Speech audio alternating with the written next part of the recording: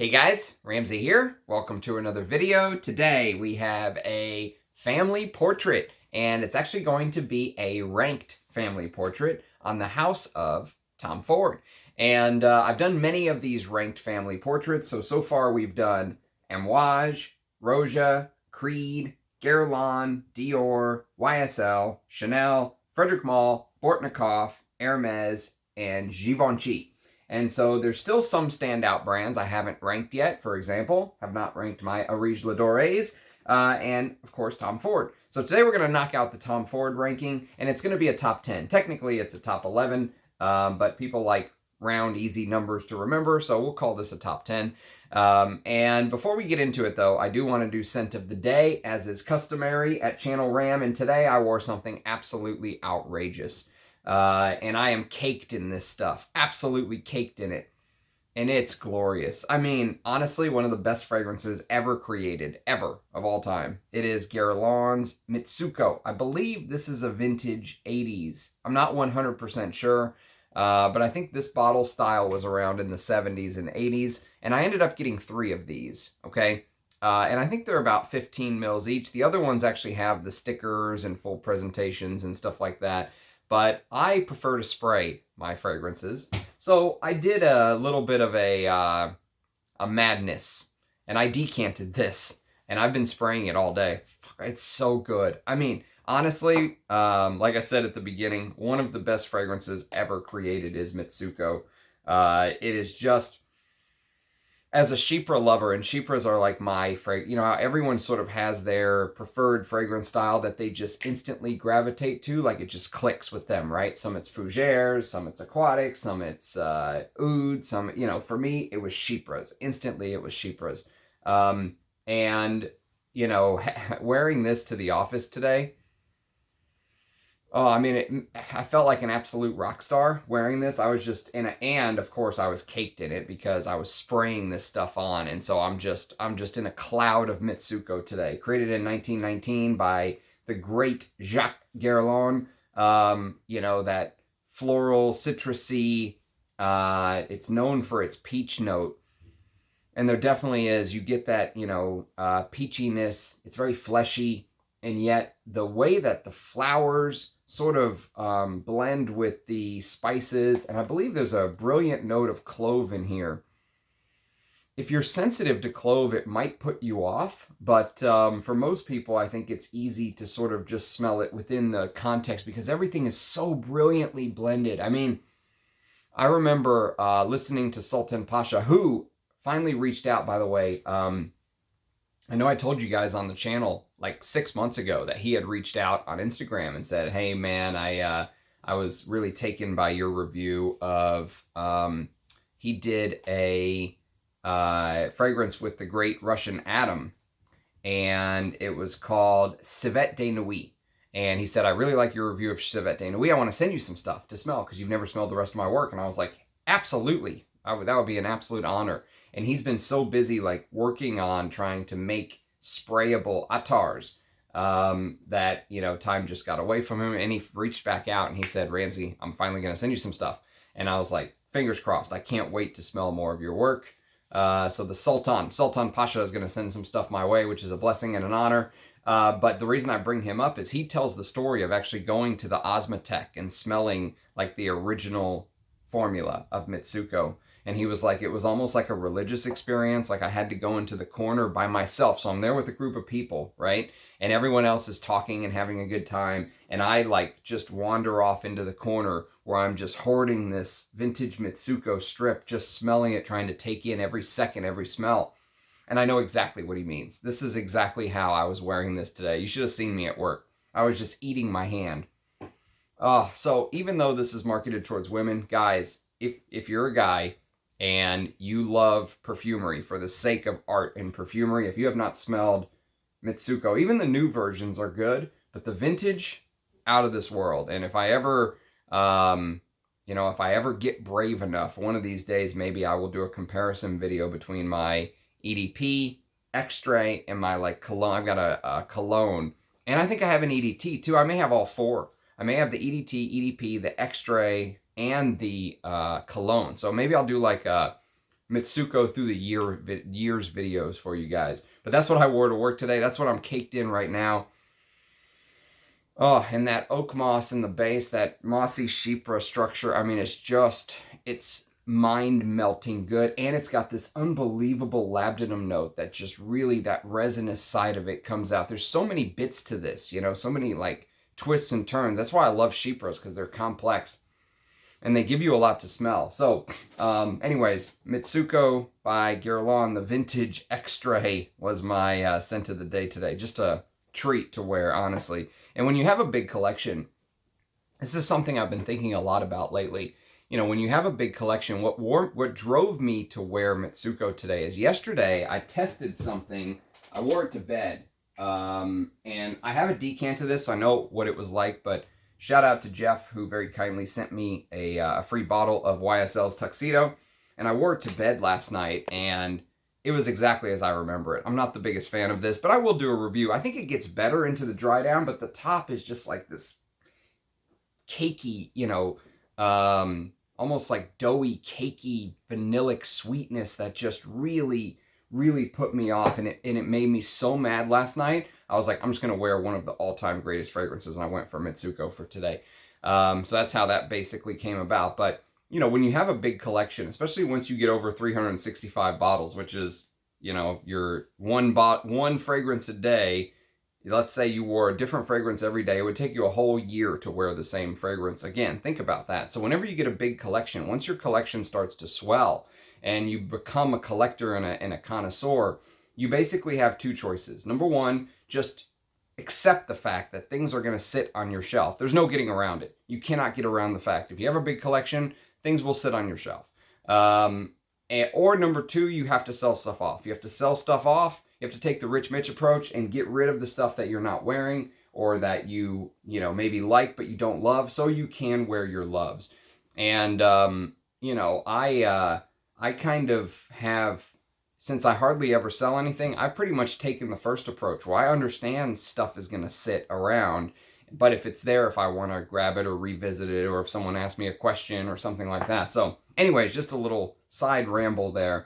Okay, so let's get started. This is going to be a top 10, technically a top 11. We'll call this a bonus since it's not a full bottle. It's the only sort of decant on the list. So, well, first, actually, before we get into the Tom Ford fragrances themselves, let's talk a little bit about Tom Ford, the man, basically his early career. So many people know about his time at Gucci and YSL. Those really made him before he, you know, created Tom Ford, the fashion label. And, but he actually graduated from New York, he attended the New School's Parson Division, and he graduated with an architecture degree, believe it or not. And he worked at Chloe, which is like a low-level public relations position, apparently. And he ended up, according to Wikipedia, he ended up calling American designer Kathy Hardwick every day for a month in hopes of basically getting this job. So she agreed to an interview, and the story goes that, you know, Hardwick eventually asked Tom Ford what his favorite designer is, and he said Armani and Chanel. And so months later, she went back to him and said, why did you tell me Armani and Chanel were your favorite designers? And he said, because you were wearing something from Armani and Chanel, and is it any wonder I got the job? So he obviously had an eye for fashion. He kept up with what's going on. And eventually he worked for Perry Ellis. And I bet a lot of you folks did not know he worked for Perry Ellis, but he did. He worked for Perry Ellis. And he worked for Marc Jacobs. So two companies that usually are not linked to him. He was, I don't think, as iconic at those companies as he was with YSL and Gucci before creating his own brand, but he did work at Marc Jacobs and Perry Ellis. And he basically said that the culture was inhibiting him. You know, it was holding him down. But of course, he did end up going to Gucci and really strengthening its ready-to-wear presence, if you will. At the time, he did that big overhaul. And while at Gucci, he released many fragrances that, you know, deserve credit, let's say. But probably the one that really gets talked about during his reign as far as, you know, for men on the masculine side of things. He released this. This was while he was at Gucci, and this is Gucci Envy. And Gucci Envy for me is, I mean, I have a backup bottle of this, thank God, but Gucci Envy is one of the best designer fragrances. I just absolutely love, you know, a good designer fragrance to me. When I think of designers, it's not always, you know, you're not always looking for the most artistic or the most insane. Some designers, you know, should be easier to wear, let's say.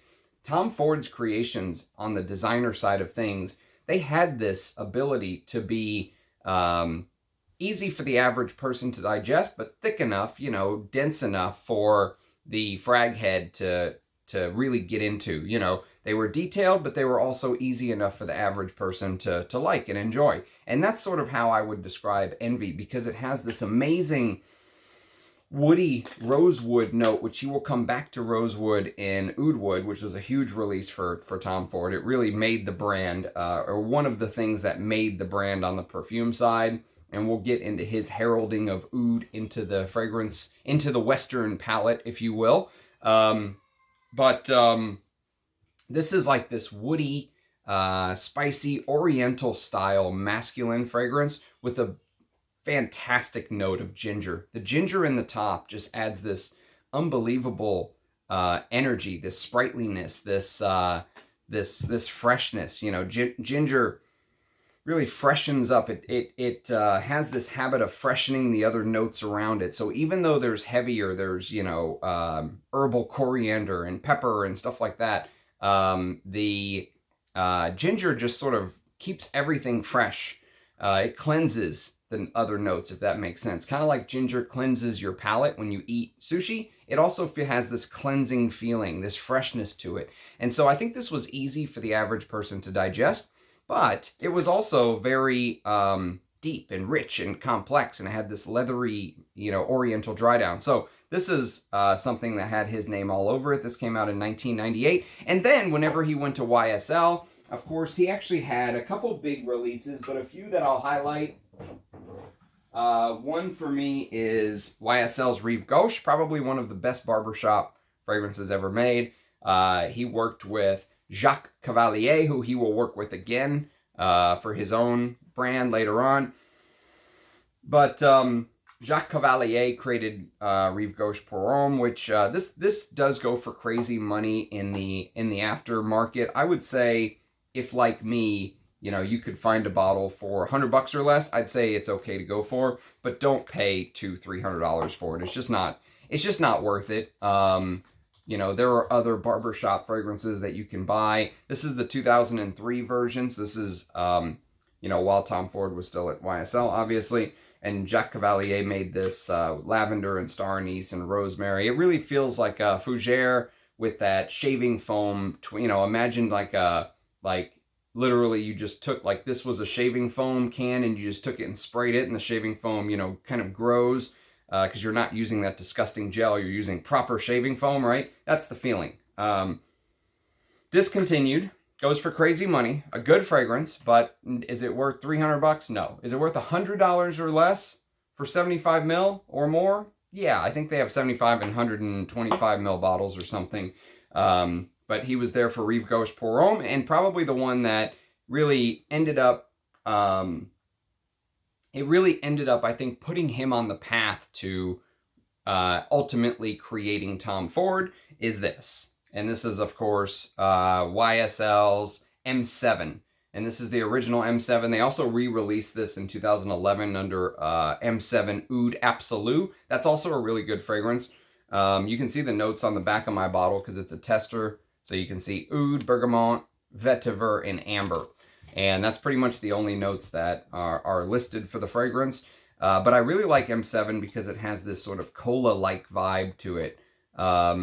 And the opening is just a stunning opening for a designer, for me.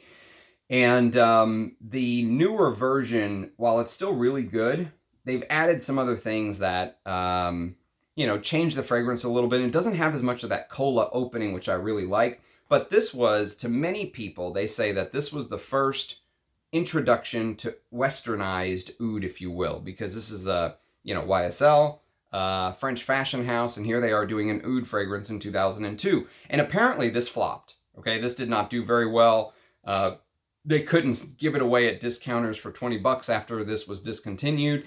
And this actually created a big rift between Yves Saint Laurent, the man, because he was still sort of involved. He wasn't running the company, obviously, but he was like an iconic figure. People looked to him for advice, and they thought, what do you think of the path that Tom Ford is taking your brand? And he hated it. He thought Tom Ford was ruining Yves Saint Laurent. That, he was taking them down a path that was not true to their heritage or who they were, and introducing all this weird stuff. And it's around this time, I think, that Tom Ford really figured out that he had to end up going it alone.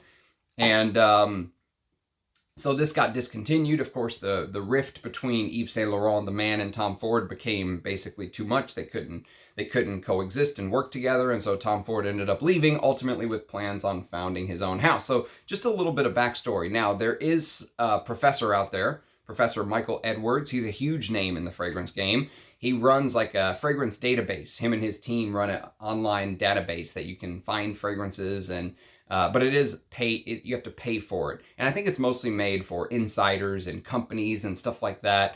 But he is probably one of the most respected names in, fragrance history that's alive, let's say. And kind of like a fragrance historian. And he gave a speech once. It's on YouTube, actually. I think the title of the speech, if you go to YouTube, is called How the West Fell in Love with Oud. The quality is atrocious. It's horrendous sound quality. But you can make out what he's saying. It literally sounds like someone's in the audience with a video camera, old school video camera, like videotaping what he's saying. And he says that Balenciaga Pour Homme from 1990 he has proof that Balenciaga Pour Homme from 1990 is the first fragrance with westernized oud in it, created by Gerard Anthony. Now, I love Balenciaga Pour Homme. Obviously, I talk about it on the channel. But do I smell an oud note in Balenciaga Pour Homme? No. Do I smell an oud note in M7? Yes, absolutely. But it's that westernized oud, okay?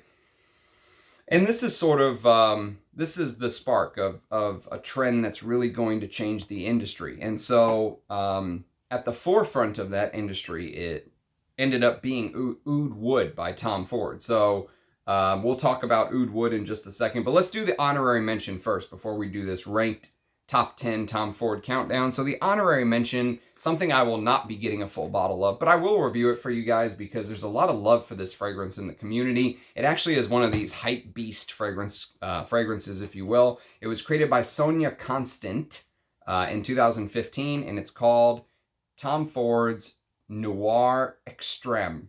So the Extreme version is apparently the masculine one. There's also a woman's version called Noir Pour Femme, which came out the same year, which some people say is just as good. I've never smelled the women's version. I think it smells very similar to this, apparently. They also recently put out a parfum version, as they're apt to do nowadays. Everything needs its own parfum version. Last year, I've never smelled that one. That was also done by Sonia Constant. But this fragrance is, so I have a little decant here. Well, it's actually a 10 ml decant. But this fragrance is probably one of the most designer hyped Tom Fords on the designer side, because it has this extreme sweetness, and there's this kulfi note, which is like this dessert. It's tough to describe. You probably have to look it up. Kulfi. So there's this weird kulfi note, which is almost never used in perfumery. It's some sort of like this Indian frozen dessert thing that's been around, like traditional Indian ice cream, let's say. But, so there's apparently a kulfi note in there, and there's a lot of designer sweetness in here, and that's what I don't like about Noir Extrem. There's that vanillic designer, ambery thing in the base that I just don't think works for me with where I'm at in my journey right now. For somebody new to the game, this may be great, but I struggle wearing this nowadays. I'm kind of bored with this DNA, if you will, but do I think it's a bad fragrance? No. But since I don't have a full bottle, we're putting it as an honorary mention. Tom Ford's Noir Extrem. I'll review this one of these days for you guys. I know you guys love the negative reviews, so I'll review that one day. So number 10 is actually Oud Wood. And there's, it really hurt me to put Oud Wood here because while I, at this point in my journey, I think would rather wear these other 9 fragrances that I'm ranking ahead of this, this was a big part of, you know, my fragrance journey, if you will, because I wore this for, you know, sort of as my scent of the day for a long time. I would kind of go back and forth between this and my Amouages and my Creeds, and, you know, I would just sort of rotate around, but I wore it. I mean, I wore this whole bottle. This was not a partial. I wore the whole damn thing. To be fair, the newer bottles are much weaker. They're not as strong as the older bottles. This came out in 2007, so this was right there at the launch, at the beginning of the brand. And I remember whenever, you know, even to this day, actually, not even, I was going to say when I started the channel, a lot of people ask me about Tom Ford Oud Wood and which Western Ouds, and I actually have an entire, this is not a top 10 Oud, Western Oud fragrance dedicated video just talking about those westernized Oud fragrances. And, you know, even to this day, someone left me a comment recently saying, hey, I just found out Oud Wood doesn't have real oud. So us in the fragrance community, and you know, we take that for granted, that knowledge. We think everyone knows. Duh, Tom Ford isn't using real oud. But I think that's not actually true. The majority of people, even in 2023, think they're paying $350 or $380, or I don't know how much these go for nowadays. Actually, I have no clue. I'm almost scared to look. Tom Ford Oud Wood. They think if they're paying, let's see, what's retail on this damn thing? Okay, TomFord.com, Oud Wood, 100 mil, $400. $400. Wow, that is absolutely brutal. So they think, okay, I'm paying $400. Tom Ford is a brand that's very well known. I must be getting real oud, right? Wrong. And I don't even think they try to hide it at this point. I don't think they would be upset if I said there's not any real oud in here, because they know that we know that they know that we know that there's no oud in here. But let's say for hypothetical purposes, if they did decide to, you know, say, well, actually there is 0.00001%, just to legally say that they have oud in there. So I'm not 100% sure there's zero oud in here, but let's just say, for argument's sakes, the lack of any noticeable real oud note in here is definitely there. And once you get to smelling what that, you know, whatever that synthetic oud molecule that was just everywhere. 2007 this came out, and then it felt like a couple years went by, and then it just caught wildfire. 2010, 11, 12, 13, anyone who was anyone in the fragrance game had an oud fragrance. And a lot of times it was an oud fragrance. And many people didn't know about the brands like a Rive Doré, or, you know, there was no Rive Doré or Bortnikov. Ensar claims he was selling his oils. I think Adam claims that he started Feel Oud about a decade ago, give or take. But unless you're out there just buying the individual oud oils, unless you were a real old school oud head, if you're in the West like I am, this was like one of your introduction. This was like one of the introductions to oud, these two. And they both had to do with Tom Ford. Tom Ford was involved with both. So he was actually at the forefront of, you know, bringing this oud revolution to the West, if you will. And I think it's a big reason why he ended up selling his business for what he did. Apparently, so this was back in, I think this was November of last year. So 6 months ago, I think he sold it, finally, the whole thing, to Estee Lauder for $2.3 billion. And he walked away himself with about $1.1 billion from that deal. So hell of a deal. I mean, it put him on, put him up there with the 4 billionaire big boys, let's say, the Forbes billionaire list. Not that he wasn't rich before, but that deal really like skyrocketed his net worth. And I think a big part of that was because of stuff like this. You know, the markups on these are probably astronomical. And Estee Lauder obviously wanted a piece. of the pie. And whenever that happens, normally as the years go on, the fragrances get weaker and weaker and weaker, and the prices get higher and higher and higher. And eventually I do think that bubble's going to burst, but we've seen a lot of these buyouts lately. We saw Caring by Creed from BlackRock. We saw Manzanita Capital by Byredo, and they already own Diptyque. So there's a lot of these, private equity. We saw that, I forget the name. It started with the name. I did a video on it, but they bought Parfum de Marly and their sister house, Initio, because they are joined at the hip, as we know, as we long suspected, even though they lied to us and told us they weren't. So there's been a lot of these, and Tom Ford is one of them. But I just wanted to go in a little bit into that history because if we talked about best sellers for the brand, if we ranked, let's say, maybe most influential fragrances from the brand, this would be number one. But because I've been wearing this for so long, and because of the fact that this Western oud note, let's say, while I still enjoy these type of fragrances, I'm not saying I don't like it anymore, because I do. In fact, it's funny, but my wife says that this is one of her favorite fragrances on me, out of everything I own, which kind of makes me chuckle a little bit, but there you go. I mean, you can create a good perfume and not necessarily use real oud and have an oud fragrance, let's say.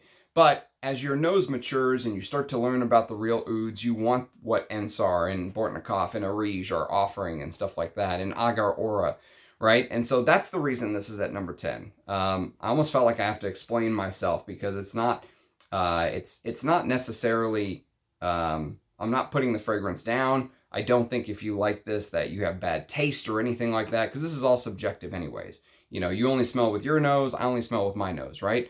But what I will say, what I really like about this is that rosewood note came back. So remember I mentioned the rosewood used here. The rosewood note in this is brilliant. I do think that this is one of the best cardamom rosewood fragrances. I don't think it's one of the best oud fragrances, but I do think it's one of the best rosewood cardamom fragrances. It's very well done. That sort of woody spiciness. And I think I've done a review of this, or there's a video where I talk about oud, and this gets brought. If I haven't done a full review of this before I have used the last drop or two, let's say, I will review this. So that is Tom Ford's Oud Wood at number 10. Number 9. Number 9 is a discontinued fragrance, and actually there was a flanker of this that I really want called Tom Ford for Men Extreme, but I do not own a bottle of that one. But this is Tom Ford for Men. And this is actually really sad this is discontinued, because this is a fantastic fragrance, especially for the summer. It was almost like the, it was almost like the flagship masculine fragrance, what Tom Ford thought would be the flagship masculine fragrance when the line launched in 2007. And discontinued, like I said, completely. I got this from Anouge at Enchanté. I don't know if he still has bottles or not. But I do love the bottle design. I think this is the same bottle design that Grey Vetiver is in. I don't own Grey Vetiver. But so this was done by Yves César and Pascal Guerlain. And I'll tell you that this is a very strange fragrance, because there's this citrusy, effervescent freshness to the fragrance. It never wears heavy. It never weighs you down. It's a very light, fresh, citrusy, almost an easier wear, let's say. But to me, it feels like, now some people compare this to Vera Wang for Men. I've never smelled Vera Wang for Men, but I can tell you in style, it reminds me of a fragrance or two that were very popular in the 90s. So a decade earlier. So if you go back to the 90s and you look at things like, for example, from my 1991 video, I talked about a fragrance called Carolina Herrera for Men. And that's a fantastic sort of fresher style tobacco. And then that led into 1994 Dolce & Gabbana Pour Homme with that posh herbal lavender with the fresher style tobacco. And if you like that style, I think you'll really like this, because there's this tobacco absolute, but it's freshened up again with ginger. So look at what he did. It's interesting, some of these notes that get brought back in. So for example, I mentioned the rosewood and ginger here. The rosewood got brought back here. The ginger got brought back here. And so the ginger in this, again, just works with that citrusy, beautiful citrus opening. There's a touch of violet. There's some pepper. There's some amber in the base. There is some amber and woods, and actually there's a cypriol note. One of the earlier cypriol notes. Most of the fragrances that have cypriol, like think of things like Frederic Maule's Promise or Journeyman by Amouage or something like that. Big, huge fragrances, right?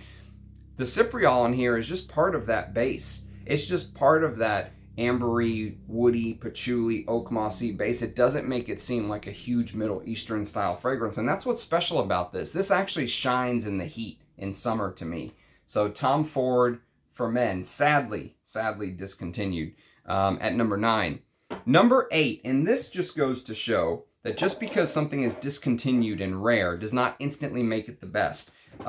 But on the other side of the coin, I have not given this a proper wear yet. I've only worn it to bed twice. I have not worn it as my full scent of the day yet. Maybe I'll do that tomorrow, shit. But this is Plum Japanese.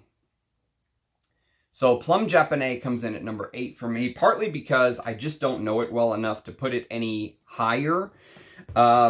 This is a fragrance that is one of those unicorn fragrances. I've seen bottles like this selling for $750 on eBay. Insane. Do not pay that.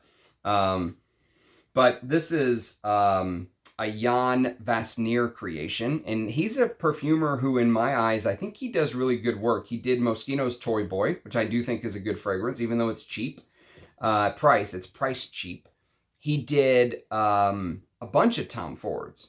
He did Vert d'Encens, which is much higher on this list. He did London, which I've never smelled. He did Vanille Fatale, never smelled. He did Santal Blush, which I have a small decant. I will do a video for you guys on Santal Blush. He did Oud Fleur, which I've never smelled. He did Neroli Portofino Forte, which I've never smelled.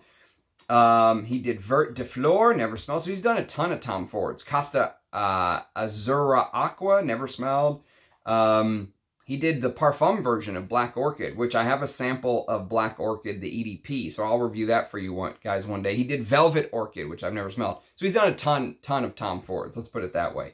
This is the one that gets looked at as like Grail status by many people, because it came out in 2007. It was very quickly discontinued. I don't believe it lasted too long, maybe 5 years, give or take, and they discontinued it. And it's this plum fragrance, obviously, but it has this almost like this vanillic, oudy, ambery base. Okay, so there's plum liqueur, and I think there's both plum liqueur and plum, and there's Laotian cinnamon. Interesting, because usually you hear about Laotian oud, but this is Laotian cinnamon with saffron. So it's a oud saffron. Remember, this is 2013. This is 10 years ago. But it's an oud saffron vanillic heavy. Think about something like Tobacco Vanille meets... Think about Tobacco Vanille meets Plum and Cognac. You know, something like that. Actually, I think Plum Japanese is better than Plum and Cognac. So, but Plum Japanese has this unbelievable following, and it is nice. There's a slight smokiness to it. There's a fir balsam absolute note, so it's slightly green. There's an immortelle note, so it sort of has that dry hay-like quality to it. And I like it. I think it's good.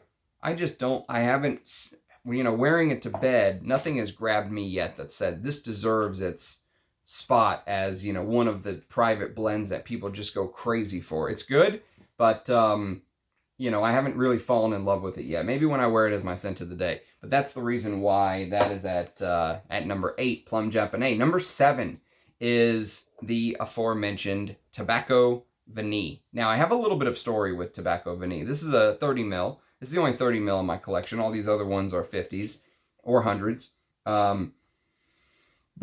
So Tobacco Vanille I bought off of a friend, a fragrance god person who wants to remain anonymous. But when I decided, I got a decant of this long ago, and I was like, damn, I like this. I'm gonna buy a bottle. But I kept hearing people say, oh,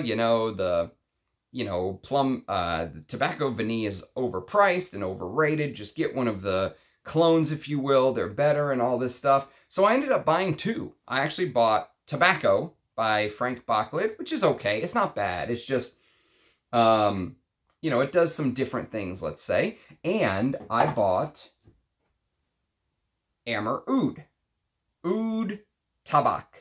So this is like, imagine tobacco vanille with oud and incense, right? And these Amouroud fragrances feel like they're like cast off Tom Ford like formulas of old. You know, that's the way they feel. They feel like they're just like picking up the scraps that Tom Ford didn't use. So again, not a bad fragrance, but it just didn't do exactly what Tobacco Vanille did for me. And so I ended up buying a bottle of Tobacco Vanille anyways. After buying the two fragrances that were supposed to smell like Tobacco Vanille, it just did not scratch the same itch. And this was a huge hit for the brand. So if Oudwood was a huge hit, this was the other huge hit. This really took off, this Tobacco Vanille. This style of fragrance, I think, you know, really inspired.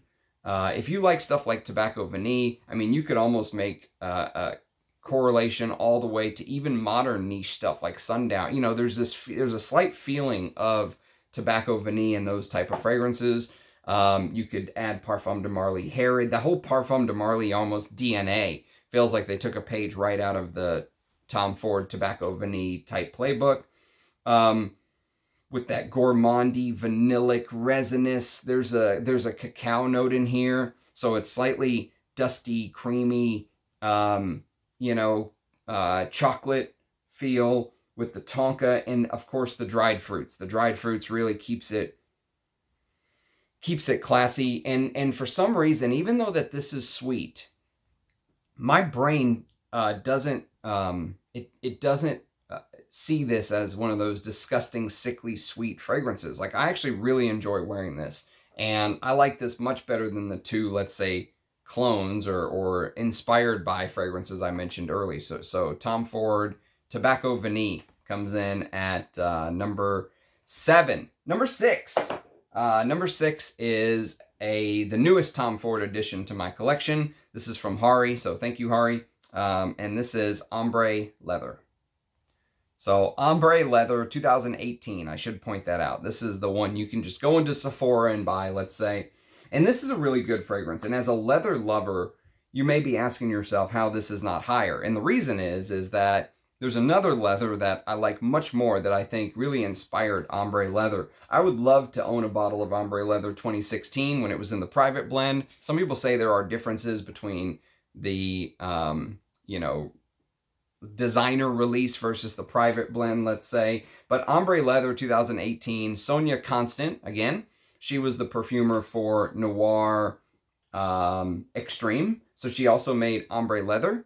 And Ombre Leather, so this is actually a 2018 batch, by the way. This was purchased as soon as it came out. And so Ombre Leather is jasmine sambac with saffron, cardamom, black leather. And that black leather distinction, actually, I think this is technically supposed to be a piece of leather right here. I don't know if you can see the texturing on it, but can you see? It's got that leathery feel. So black leather with patchouli, vetiver, amber, and white moss in the base. I don't know what white moss is, by the way. But she's a Givaudan perfumer, so who knows? Maybe it's some Givaudan, you know, oak moss type, you know, captive molecule. I don't know what white moss is. I'll have to look it up later. But this is, you know, it's almost like some people describe it as a designer version of Tuscan Leather. And I kind of know what they mean. It has a lot of elements of Tuscan Leather, though. It just doesn't have the bad boy quality of Tuscan Leather. Tuscan Leather, and I'll talk about Tuscan Leather when we get there, but this feels a little bit more digestible for the masses, let's say. So Tom Ford's Ombre Leather comes in at number 6. And if you're a leather lover, don't let it stop you just because of the fact that, you know, it's in the designer side of things and it's not a private blend. Don't let that stop you. That is a fantastic fragrance. Okay, next on the list is a discontinued, very sadly discontinued, because I think this is one of the best unsung designer Tom Fords. And this is, so at number 5, we have Tom Ford's Noir Anthracite. And I'm so glad I have a 100 ml bottle of this, because Noir Anthracite is a fragrance that probably should have been in the private blend bottles. It smells like a private. It doesn't smell like it belongs in the designer side of things. And this is a slightly challenging fragrance. So imagine smelling, there's a little bit of Narciso Rodriguez for him. If you've ever smelled the original EDT, and they're actually compared to each other because the bottles both have this gray, feel to it. The Narciso Rodriguez bottle almost looks like nail polish in there. And this one has this shiny sort of gray feeling, and it's actually a good color for this fragrance, because it opens up with Sichuan pepper, one of the best Sichuan pepper notes I think I've smelled. In this and Journeyman, the Sichuan pepper is absolutely stunning. And there's this very vintage galbanum feel. So if you like sort of the green, challenging bits of something like Aramis Devon, or even the new Les Abstraits Descendres, that's a fantastic resinous, thick galbanum with tuberose and jasmine sambac, which may seem strange, but because of how smoky and dark the fragrance is, you will not pick up heavily on the tuberose and jasmine. It's almost there for effect, if you will. And then finally, the base of Macassar woods, cedarwood, Ceylonese sandalwood, and patchouli. And the patchouli is one of the most important notes because it's deep, it's dark, it's herbal, it sort of takes over the composition into the dry down. You will notice the patchouli. But what a fragrance they created. They created something that is unique, harkens back to the old days, vintagey, high quality ingredients, fantastic. It has a little bit of that rain on concrete feel when you first spray, and extremely masculine. Even though it's tuberose and jasmine, extremely masculine fragrance, and no one bought it. It flopped. So they discontinued it, obviously. If go watch Robe's review of this from when it first came out, and he was like, boy, do I smell a discontinuation coming. Sure enough, they discontinued it. This should have been in a private blend bottle, but Tom Ford's Noir Anthracite at number 5. Number 4 is probably one of the most unsung private blend creations. I think it's one of the, just like I think this is one of the most unsung designer side fragrances that should be discussed, this is one of the most unsung private blend fragrances that should be discussed. And this is Vert d'Encens. Just a brilliant green incense fragrance. So, this is created by, again, Jan Vasnier. So Jan Vasnier comes back from his creation of Plum Japanese to do Vert d'Encens at number 4. And this is a very green, oily, I described Royal Tobacco by Amouage as oily feeling. This has this oily feel to it, and it's also heavily incense. And so there's tree sap, there's frankincense, there's pine resin. So you get the idea, this resinous. But when you smell it, the name literally says it all. Vert d'Encens, green incense. And there's this, damp forest, this, imagine like a forest that is just holding in all this moisture. Maybe it rained, and even though it's not currently raining, when you're walking through the forest, it feels like all of the trees and the grass are just nourished. They've just been refilled with water. They're plentiful. They're holding on to all of their liquids. And but there's this spiciness to it because there's cardamom, and the secret weapon here that just sets this off and does something unique that many other incense fragrances don't do is this unbelievable use of heliotrope. And the heliotrope, I've described it many times on the channel before, but heliotrope can have this sort of chewy, almost like a dentist taking a mold of your tooth. It can have that sort of Play-Doh-like effect. And so when you add that heliotrope with the lavender, which is a very traditionally masculine note, this is a fantastic, unbelievable incense fragrance that no one talks about. the guy that I bought this from, his daughter took the Tom Ford plaque on the top. So he's like, man, I'm sorry, my daughter took it to bedazzle her phone. I'll give you a discount. I was like, great, give me, I don't care about the damn Tom Ford thing. Give me the discount. Basically full 50 ml bottle. And I have a pretty good sized decant of this stuff. I really rate Vert d'Encens. Fantastic. Totally underrated. Sad it's discontinued. Again, some of the best are discontinued.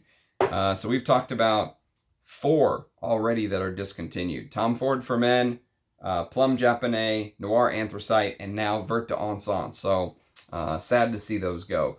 And number 5, I'm going to show you a bottle style that is actually discontinued according to the sales associates that Rich Mitch talks to. This is Tobacco Oud. So number 3 is Tobacco Oud on the list. And Tobacco Oud in 100 ml bottles are discontinued. They're not doing 100 ml Tobacco Ouds anymore. They're only doing 50 mls, apparently, is what she was told, is what Rich Mitch was told by his sales associate. And Tobacco Oud is brilliant. There's a little bit of Amber Absolute in here, but it's mixed with that, of course, tobacco and oud, you know, and by 2013, Oud Wood had already taken off. You know, this was a rocket ship in 2013 as far as sales go. And so I'm sure Tom Ford was thinking, how can we continue to grow this oud side of the business? And so they ended up releasing Tobacco Oud.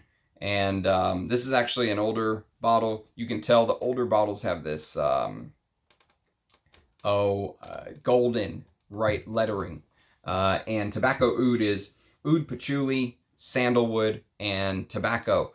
And there's something liqueur about it. Almost like, imagine taking like, you know, some ice cubes, putting it in a glass, and just pouring a little bit of whiskey neat over them. And just smelling the whiskey and the ice melting and blending with the whiskey, and pour in, you know, blend it all with the tobacco and that oud, which I actually like. I like Tom Ford's oud fragrances, even though they're unbelievably overpriced and they smell nothing like the real oud fragrances from, you know, Bortnikov or Rive we talked about, right? I still enjoy this. I really enjoy wearing this. And the amber, so we'll talk more about the amber, I guess, next when we get to Amber Absolute, because that's number 2. But the way Tom Ford sort of blends labdanum and ambers together is very high class, some of the best, actually.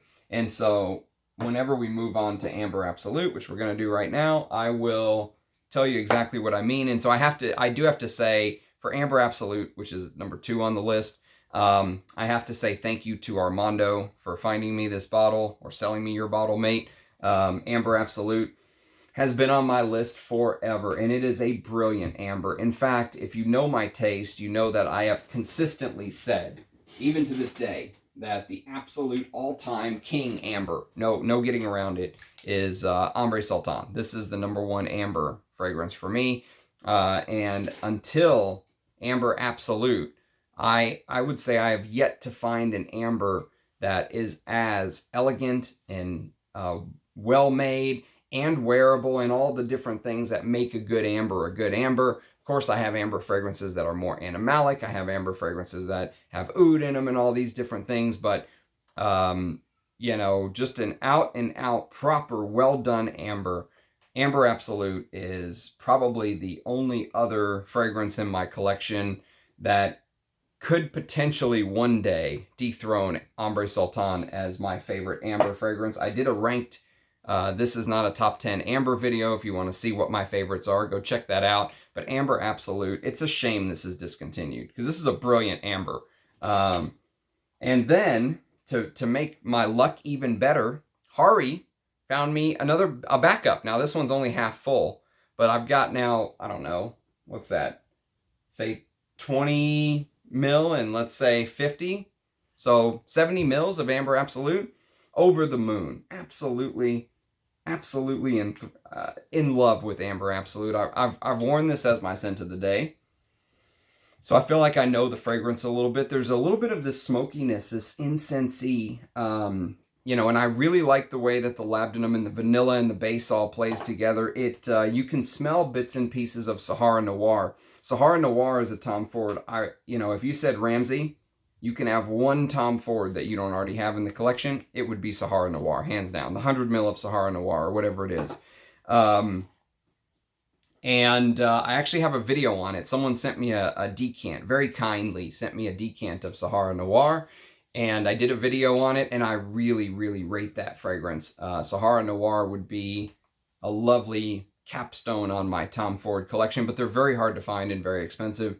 But Amber Absolute, if you're an Amber fan, if you can find these at a respectable price, they're very hard to find, but if you can find these at a respectable price, one of the best ambers in the game as far as I'm concerned. So that is Amber Absolute. And interestingly enough, these are the same batch code, B45. How about that? Very interesting. Okay, so that's number 2. And number 1, you guys know what number 1 is. If you know my taste, this should be absolutely no surprise. And number 1 is Tuscan Leather. Tuscan Leather is my favorite Tom Ford, hands down, no questions asked. Tuscan Leather.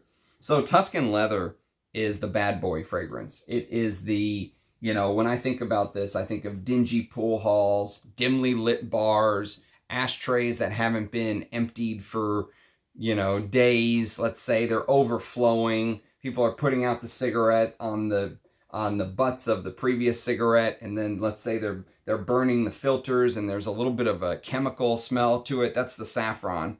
That's how I would describe the saffron in this. But there's also a very alluring Middle Eastern style raspberry note that comes through here. And if you think about the way many fruity oud fragrances are done, the raspberry note kind of comes across that way because it's blended with saffron and frankincense. There's no oud in this fragrance, or they don't say there's oud in this fragrance. But there is this leather and black suede note, and the leather just gives you the feeling of being in that dingy pool hall. You know, the guy next to you, let's say, doesn't even wait for you to shoot. He just kind of shoots and hits you with his pool stick, and if you say anything, he dares you. You know, he gives you that look like, I dare you to say something. It's one of those places. So you sit down on the couch, and you know, in the couch there's cigarette holes where drunk people maybe were passing out, drop their cigarette. You know, that's the style of couch, but you can smell the leather, and you can smell the smoke from the dirty bar, and and you know, maybe you're like with some girl who has a purse that's made of suede with those little tassels on them, you know, and if you put the suede this way, the pattern goes this way. If you put it this way, you know, you can feel the grain in the suede, and mixing with the leather couch and the dirty smoke from the frankincense. And there's a little bit of that amberiness to mix with the leather. I just love Tuscan Leather. It's such a, it's the fragrance that speaks closest to my, I guess I belong in a dingy pool hall. But Tuscan Leather for me is the absolute best Tom Ford creation. And this also set off a little bit of a revolution. You know, there was nothing like this when this came out in 2007. This is Harry Fremont and Jacques Cavalier. And this and Michael by Michael Kors are my 2 favorite Harry Fremont creations. Now, many people will say Grey Vetiver, and there may be some truth to that. He also did Polo Sport. Polo Sport was a great fragrance by Harry Fremont, but I think this, more than anything else, will be his legacy. This was with him and Jacques Cavalier. So, if you're new to the game, there's a million dupes of this. You can buy probably one of the best clones in the entire game is Rasasi's La Yukawam. And that's the reason I don't have a backup of Tuscan Leather. You know, if honestly, I would just wear La Yukawam. I hate to say it, but it really is that good. Maybe the fruits in here smell a little bit more like a conserve or like a blend of fruits. You know, maybe there's some blackberry jam and other things with the raspberry. There's some grapes. All I need is, like, you know, I need an assistant to come show my bottles and feed me grapes. Anyways, that's my Tom Ford ranking. I love to see your faces in the comments. Leave me a comment. Let me know what you think of the ranking. Let me know what your favorite Tom Fords are. Let me know what you think of Tom Ford's sort of backstory with Gucci and YSL and all that good stuff. And let me know what you think of him obviously selling the entire company for over $2 billion to Estee Lauder. So I appreciate everyone's support. We've kept this one under an hour. It's been a pleasure doing this. Again, we're still small enough where I can respond to every single comment, so do leave a comment. That's one of my favorite things, interacting with you guys. So cheers, and I'll catch you next time. Bye-bye.